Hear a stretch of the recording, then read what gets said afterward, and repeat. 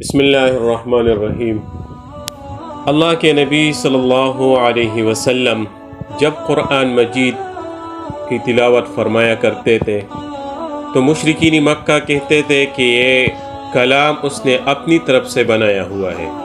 اپنی طرف سے یہ پڑھتا ہے، یہ رب کی طرف سے نہیں ہے۔ تو اللہ جل شانہ نے ان کو چیلنج دیا ہوا ہے، صرف مشرکین مکہ کو نہیں بلکہ قیامت تک آنے والے سب جتنے لوگ آتے ہیں ان کو چیلنج ہے،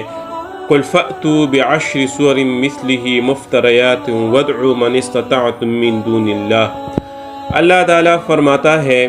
کہ اگر اپنی طرف سے کوئی بندہ یہ کلام بنا سکتا ہے تو تم لوگ اس قرآن کی طرح 10 سورتیں لے آؤ، صرف تم اکیلے نہیں بلکہ اپنے ساتھ تمہارے جتنے بھی دوست احباب ہیں، پوری دنیا میں جتنے لوگ تم اکٹھا کر سکتے ہو اکٹھا کر لے، اور پھر سب ایک ہی جگہ بیٹھ کر ایک ہی وقت میں سب کے سب مل کر اس قرآن کی طرح 10 سورتیں بنا کر لے آؤ۔ تو اللہ تعالیٰ فرماتے یہ کبھی بھی نہیں کر سکتے، کیونکہ یہ کلام اللہ ہے، کیونکہ یہ اللہ جل شانہ کی طرف سے اتاری گئی کتاب ہے،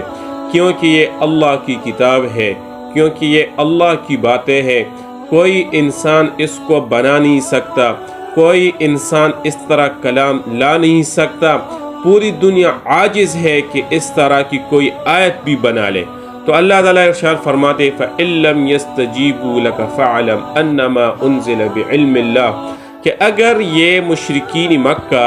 اس قرآن کی طرح کوئی صورت بنا کر نہ لے آئے،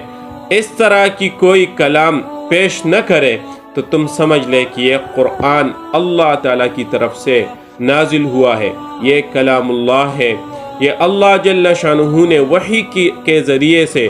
اپنے حبیب صلی اللہ علیہ وسلم پر نازل فرمایا ہے۔ کہ قرآن کا ایک عجیب معجزہ ہے کہ قیامت تک کوئی بھی انسان اس قرآن کی طرح نہیں بنا سکتا، اور قیامت تک جتنے بھی لوگ آتے ہیں سب کو عاجز کر دیا کہ اس کلام کی طرح پیش کریں۔